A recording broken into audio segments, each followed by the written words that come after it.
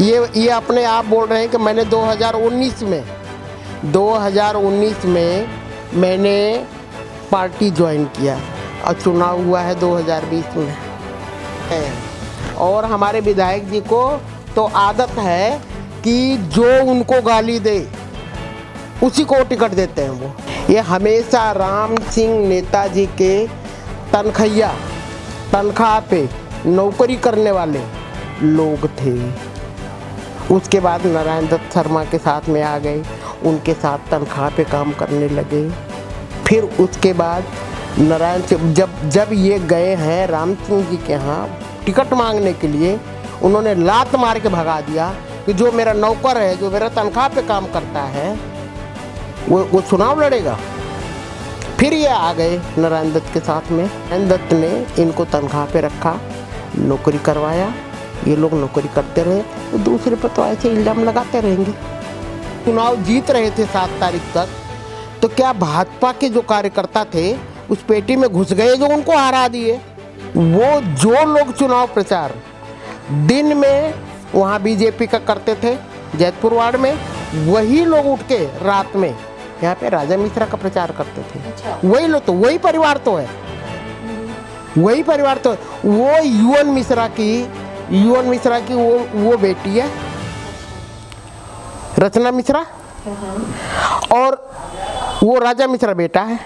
नमस्कार, मैं वंदना अग्रवाल और आप देख रहे हैं राइट इंडिया प्लस। मौजूद हूँ इस वक्त मैं बदरपुर में। हालांकि नगर निगम के चुनाव खत्म हो चुके हैं, नतीजा आ चुका है। आम आदमी पार्टी ने अच्छी खासी जीत यहाँ से हासिल करी है, लेकिन बीजेपी की हार ने अभी भी यहाँ की जो सियासत है उसको गरमा के रखा हुआ है। उषा सिंह जी हमारे साथ मौजूद हैं, जिनका हाल ही में बीजेपी के द्वारा टिकट काट दिया गया। काफ़ी मेहनत, यानी 29 साल तक उन्होंने बीजेपी के साथ काम किया, बीजेपी को अपनी ज़िंदगी के इम्पोर्टेंट 29 साल दिए, उसके बावजूद भी इनका टिकट काट दिया गया। टिकट काटने के बाद हताश होने पर उन्होंने बीजेपी के कार्यकर्ताओं की खोल दी पोल, और इसका असर ये हुआ कि बीजेपी के कार्यकर्ता बहुत ज़्यादा बौखला गए हैं। बौखलाने में सबसे ऊपर नाम आता है बलराम मिश्रा का। बौखला कर उन्होंने उषा जी के ऊपर गंभीर आरोप जो लगाए हैं। चलिए आज उषा जी से बात करते हैं। आपको बता दें, उषा जी भाजपा प्रदेश कार्यकारिणी की सदस्य हैं और इन पर जो गंभीर आरोप लगाए गए हैं उनके बारे में इनका क्या कहना है, चलिए बात करते हैं उषा जी से। मैम, सबसे पहले स्वागत है आपका भी बहुत बहुत, आपका और आपकी टीम का बहुत बहुत राइट इंडिया प्लस में बहुत बहुत धन्यवाद। आपने मुझे सवाल जवाब करने का मौका दिया, इसलिए आपका, आपकी टीम का बहुत बहुत धन्यवाद जी। मैम, बलराम मिश्रा जी का कहना है कि उषा सिंह जी यानी आपने बीजेपी के साथ गद्दारी करी है, इसमें कितनी सच्चाई है इस आरोप? वो तो बलराम मिश्रा जी बताएंगे कि या शीर्ष नेतृत्व या सांसद, विधायक, जिलाध्यक्ष ये बताएंगे कि हमने कितनी गद्दारी की है। गद्दारी मैंने की है या मेरे साथ हुई है। पहले तो मैं ये कह रही हूँ कि भाई बलराम मिश्रा जी कहते हैं कि हम मिथिलांचल से हैं। मिथिलांचल में माता सीता की नगरी है, वो भी मिथिलांचल की थी। लेकिन ऐसी लैंग्वेज जो बलराम मिश्रा जी जो कर रहे हैं, जो लैंग्वेज यूज कर रहे हैं, वो लैंग्वेज शोभनीय नहीं है। हमें वो मिथिलावासी हैं तो हम भी अयोध्यावासी हैं, और हमें ये चीज़ नहीं सिखाया गया है कि अपनी लैंग्वेज पे काबू न कर सको।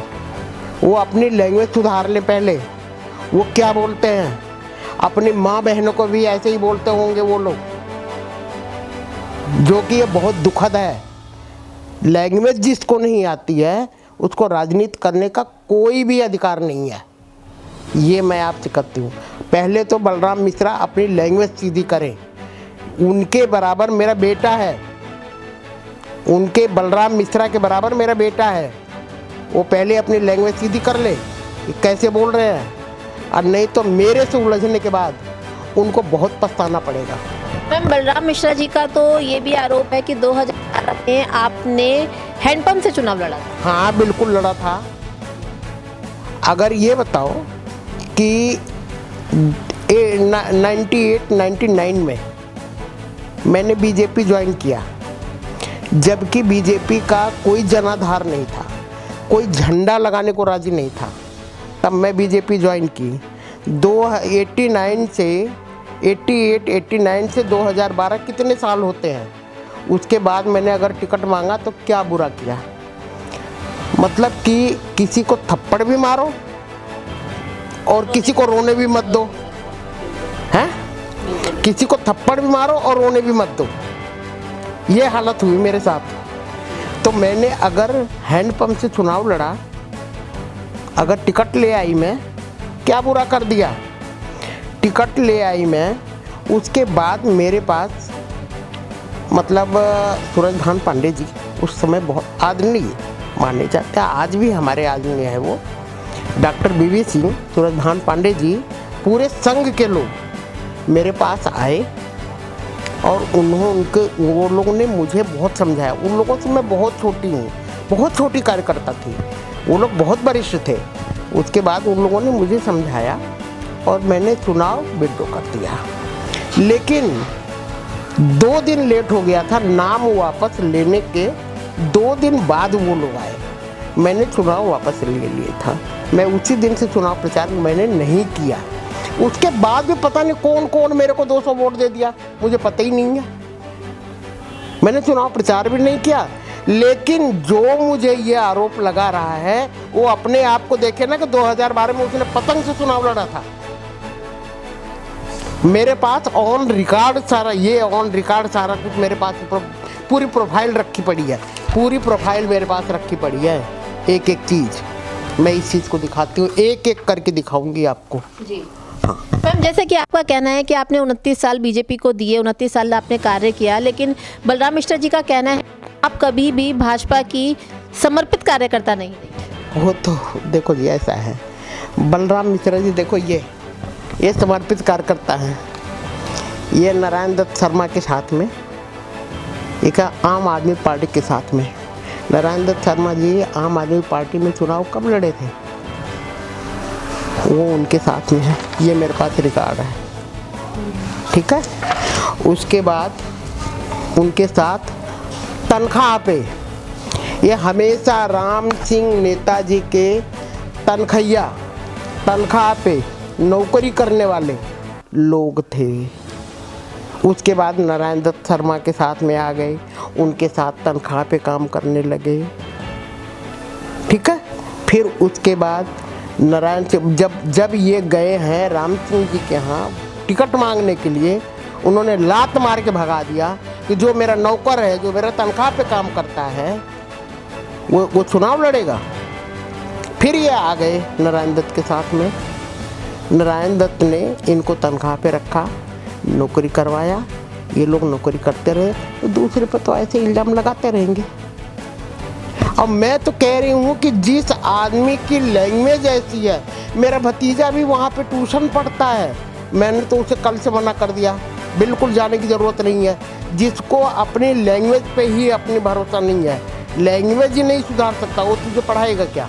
बिल्कुल भी मैंने मना कर दिया, नहीं जाएगा कल से, वो नहीं, बिल्कुल भी नहीं गया। जी, जैसे कि आप आरोप लगा रहे हैं कि बलराम मिश्रा जी आम आदमी पार्टी में थे, लेकिन बलराम मिश्रा जी का कहना है कि आप लोग ही आम आदमी पार्टी की दलाली करते हो। अच्छा है, हम आम आदमी पार्टी की दलाली कब किए?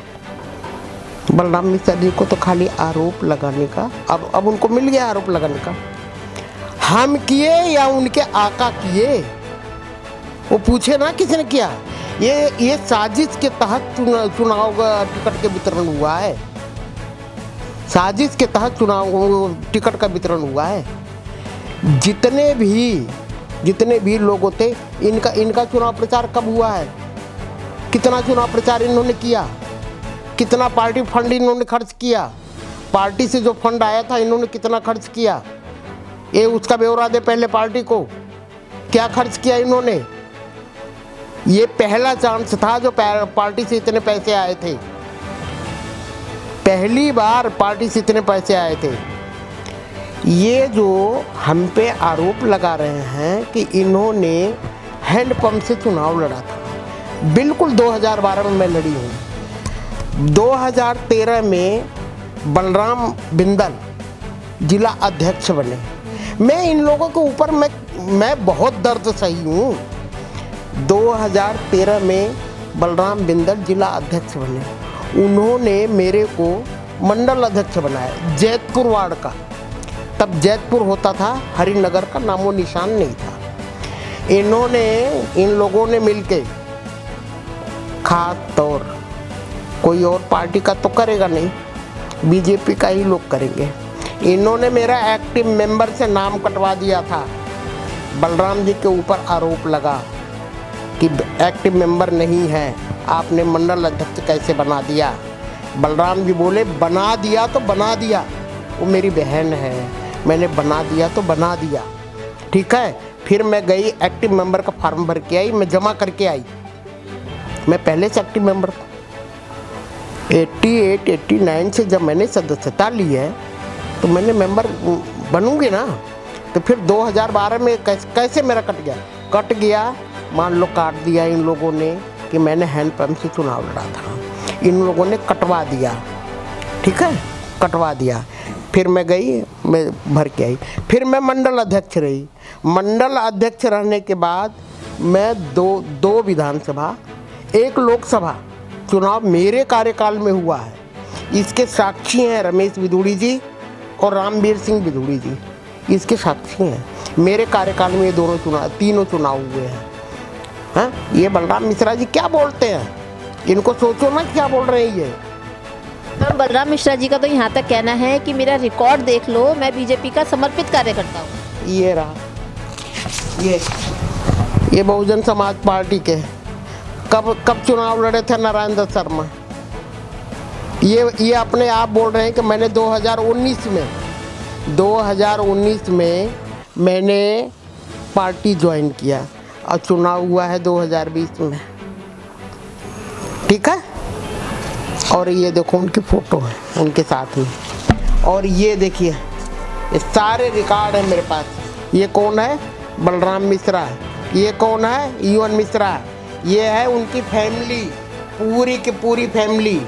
और ये देखिए पूरी फैमिली, देखते जाइए सब, देखते जाइए, मैं दिखाती जाती हूँ। ये देखिए ये पूरी फैमिली, देखते जाइए सारे रिकॉर्ड में। ये कौन है, विभास मिश्रा, अजीत कुमार मिश्रा, उग्रनाथ मिश्रा, कौन है, पूरा का पूरा परिवार। ये देखिए किसके साथ में है, कब चुनाव हुआ है ये देखिए। और ये देखिए हमारे विधायक जी के बारे में कितनी गाली मिली है। ये देखिए, देखते जाइए हमारे विधायक जी के बारे में कितनी गालियाँ मिली हैं, कितने अपशब्द बोले गए हैं। और हमारे विधायक जी को तो आदत है कि जो उनको गाली दे उसी को टिकट देते हैं वो, ठीक है। देखते जाइए, मेरे पास सारा रिकॉर्ड है।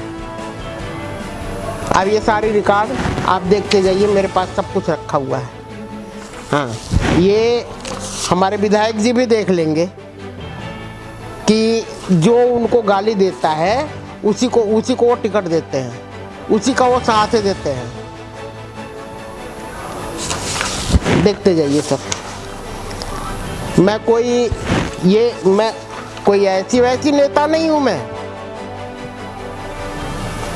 सारे ऑन रिकॉर्ड के साथ में हर काम करती हूँ मैं, ठीक है। ये देखते जाइए, लास्ट में ये रहा हाथी के साथ, हाथी मेरा साथी।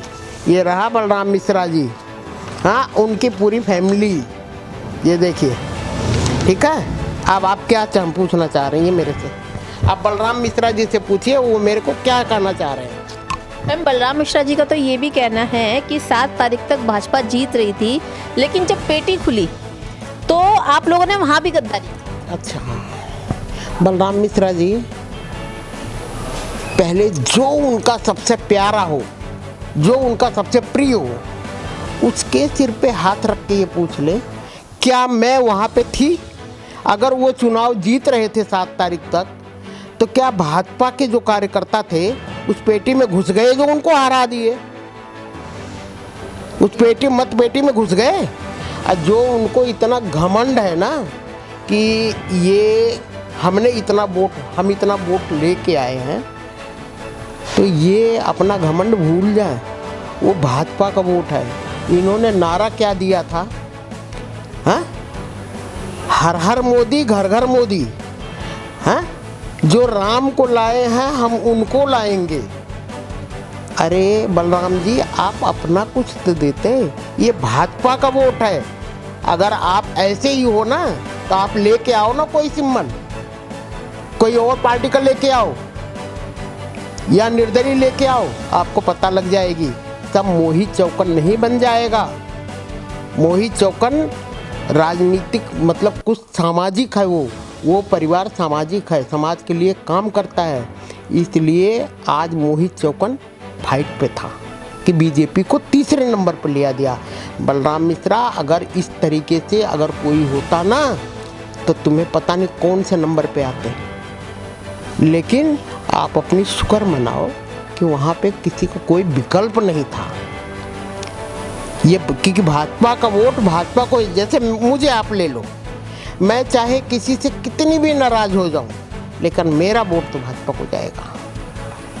ऐसे ही भाजपा का कैडर वोट होता है जो कि चाहे कुछ भी हो जाए, गर्दन पे छुरी चल जाए, वो भाजपा को ही जाएगा। ठीक है, बलराम मिश्रा जी अपने गलतफहमी में भूल जाए बिल्कुल। और मैं सबसे पहले उनको ये बोलूँगी कि वो बोलते हैं कि मैं एक टीचर हूँ, शिक्षक हूँ, उस हिसाब से अपनी लैंग्वेज पे अपनी जो वाणी है उनकी, अब उनसे ज़्यादा उग्र होना जानती हूँ मैं, क्योंकि मेरे अंदर भी क्षत्रिय का खून उबलता है। ठीक है, उनसे ज़्यादा उग्र होना जानती हूँ, लेकिन वो अपने होश में आ जाएं, जो बोल रहे हैं ना होश में आ जाएं। और क्षेत्र की जनता एक एक करके उनको जवाब दे रही है, व्हाट्सएप पे, फेसबुक पे और यहाँ तक कि मीडिया पे भी उनको क्षेत्र की जनता जवाब दे रही है। मेरे जवाब देने की कोई ज़रूरत नहीं है। ये तो आप लोग मेरे से पूछ रहे हैं, मेरे पास ऑन रिकॉर्ड रखा हुआ था, मैंने आप लोगों को दिखा दिया कि कितने समर्पित कार्यकर्ता वो है और कितने मैं हूँ। मेरा काम वो देख ले और अपना काम वो दिखा दे। फिर दूसरी बात ये रही, वो बोलते हैं कि मेरे परफॉर्मेंस पे, मेरे ऑन रिकॉर्ड पे पार्टी ने मुझे टिकट दिया। अरे भाई, महिला सीट पे तुम कैसे टिकट लेके आ गए? महिला सीट पे बलराम मिश्रा कैसे टिकट लेके आ गए? रचना मिश्रा को टिकट मिली है ना, उनका कौन सा था रिकॉर्ड? उनका रिकॉर्ड बताओ ना हमें, कौन से रिकॉर्ड था वो रिकॉर्ड हमें दिखाओ। रचना मिश्रा ने कितना काम किया, उनको बुलाओ ना मेरे सामने, बुलाओ मेरे सामने, क्या काम किया उन्होंने क्षेत्र में। रचना मिश्रा को बुलाओ मेरे सामने। अगर उनके बलराम मिश्रा की इतनी हिम्मत हो, रचना मिश्रा को मेरे सामने बुला दे मीडिया पे, वो जवाब दे दें कि हम क्षेत्र में कितना काम किए हैं। मैम, एक सवाल और मेरे जहन में आ रहा है, आपसे पूछ लेती हूँ कि जब यहाँ पर टिकट लेडीज थी तो बलराम मिश्रा को टिकट मिली है क्या, जो इतना उछल रहे हैं? मुझे लग रहा है कि शायद बलराम मिश्रा साड़ी वाड़ी तो नहीं पहन ली है। हाँ, महिला सीट पे वो क्यों इतना कूद रहे? उनकी पत्नी को कूदना चाहिए ना, मैं तो अपने पति के ऊपर नहीं कूद रही हूँ। जब तक यहाँ वंशवाद, परिवारवाद, जातिवाद, राजनीति चलती रहेगी, ऐसा ही क्षेत्र का नाश होता रहेगा। ठीक है, पहली बात तो जो लोग राजनीति करने के लिए उतरे हैं ना, निकले हैं क्षेत्र में, उनको बोलो कि वंशवाद, क्षेत्रवाद और जातिवाद, परिवारवाद की राजनीति छोड़ के योग्य कार्यकर्ताओं को ढूंढें, तब जाके पार्टी का उत्थान होगा। नहीं तो पार्टी गर्द में जा रही है। आज मैं ये दावे के साथ कह रही हूँ, पार्टी आगे गर्द में जा रही है। मैम, जयपुर समझ में आता है, लेकिन आप हरिनगर भी हार गए, वो तो आपकी मजबूत सीट थी। अच्छा, उसके बारे में पूछ रही हैं जी? मैं बता रही हूँ, उसका भी बहुत बड़ा कारण है जी। मिथिलेश सिंह अपने आप को बहुत होशियार समझते थे। उन्होंने जब उनसे फ़ोन करके पूछा गया कि जयपुर के लिए कैंडिडेट बताओ, जल्दी बताओ, उन्होंने बलराम मिश्रा का नाम लिया। उन्होंने सोचा कि राजा मिश्रा यहाँ से तीर से नीतीश वाली पार्टी से चुनाव लड़ रहे हैं। और राजा मिश्रा जो है वो बलराम मिश्रा का साला है। सोचे कि हम राजा मिश्रा को बैठा लेंगे, चुनाव जीत जाएंगे। हुआ उसका उल्टा। उल्टा ये हुआ कि राजा मिश्रा बैठा नहीं, वो सारे बीजेपी का वोट काट दिया। वो जो लोग चुनाव प्रचार दिन में वहाँ बीजेपी का करते थे जैतपुर वार्ड में, वही लोग उठ के रात में यहाँ पे राजा मिश्रा का प्रचार करते थे। अच्छा। वही लोग तो वही परिवार तो है, वही परिवार तो है। वो युवन मिश्रा की वो बेटी है। अच्छा। रचना मिश्रा और वो राजा मिश्रा बेटा है। दोनों भाई बहन है। वो तीर से लड़ रहा था, वो बीजेपी से लड़ रही थी। ये लोग सदा ही श्री विद्यापति जी के नाम से ये लोग चंदा उगाही करते थे। चंदा उगाही करने का जो पैसा होता था उसका ये मिस यूज करने के लिए ये लोग एक रचना बनाई है, ठीक है। और उसी का ये खामियाजा भुगतना पड़ा है हमारे भाजपा के कार्यकर्ताओं का। ये और जो इस क्षेत्र की जनता है उसको भी ये खामियाजा भुगतना पड़ेगा। और आगे आने वाला टाइम मुझे लगता है कि बहुत ही बुरा होगा। मैम, अभी आप बता रहे हैं कि मिथिलेश को पूछा गया कि जैतपुर के लिए कैंडिडेट बताओ, तो मिथिलेश से क्यों पूछा गया? उसके पास तो राइट नहीं है, ये तो आपके जो हाईकमांड है उनका राइट होता है। देखिए, मैं बता रही हूँ आपको, वहाँ पे जो मुझे सुनने में आया, वहाँ पे अंदर जब ये 18 टिकटें जब रुक गई थी, 232 जारी हो गई, 18 जो रुक गई थी तो उसमें 2 सीट हमारी भी थी। और दुर्भाग्यवश दोनों सीट महिला थी जो हमारी रुकी हुई थी। तो मुझे जो सुनने में आता है कि मेरा नाम लोगों ने जिले से भी नहीं भेजा है। मुझे जो सुनने में आया है, अब कितनी सच्चाई है भगवान जाने, वो जिला अध्यक्ष जाने और विधायक जी जाने, सांसद जी जाने, कि मेरे बारे में उन लोग नहीं जानते कि उन्होंने शायद, मुझे सुनने में आया है कि जिले से भी आपका नाम नहीं गया है, वहाँ से मनोज मिश्रा और बलराम मिश्रा का नाम चल रहा था। तो इन्होंने पहली बात तो वो सांसद जी अड़ गए उसके ऊपर, वीरेंद्र महाराज के ऊपर, अनीता महाराज के ऊपर। फिर अनीता महाराज से सहमति नहीं बन रही थी उनकी, विधायक जी की सहमति नहीं बन रही थी। तो उन्होंने पूछा था इनसे, मिथिलेश जी से फ़ोन करके। जो मुझे सुनने में आता है मैं वो बता रही हूँ, मैं अंदर की सच्चाई मुझे नहीं पता इन लोगों का क्या सच्चाई है, लेकिन जो क्षेत्र में जो शोर है सुनने में आता है वो मैं बता रही हूँ। इन्होंने पूछा मिथिलेश से, मिथिलेश ने तुरंत रचना मिश्रा, बलराम मिश्रा का नाम लिया कि उसके घरवाली को, रचना मिश्रा को। और रचना मिश्रा को आपको पता है हम कितना डॉक्यूमेंट तैयार करते हैं? 10 से 12 हज़ार रुपये लग जाता है हमारे डॉक्यूमेंट तैयार करने में, नामांकन करने का, और 3 से 4 दिन लगता है भगने में। और उनको आईडी, क्या आधार कार्ड, वोटर आईडी मंगा के उनको सिंबल पकड़ा दिया गया।